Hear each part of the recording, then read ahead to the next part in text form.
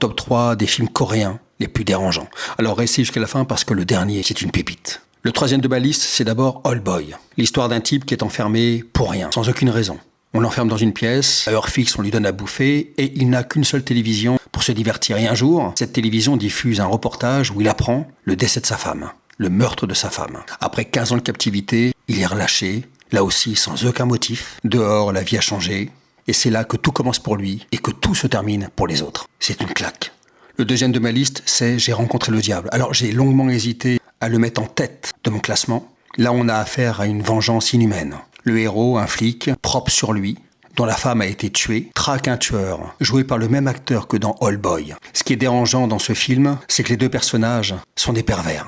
Le premier aime donner la mort, le tueur, et le deuxième, le flic, apprend à aimer ça. Alors le premier de mon classement, c'est The Chaser.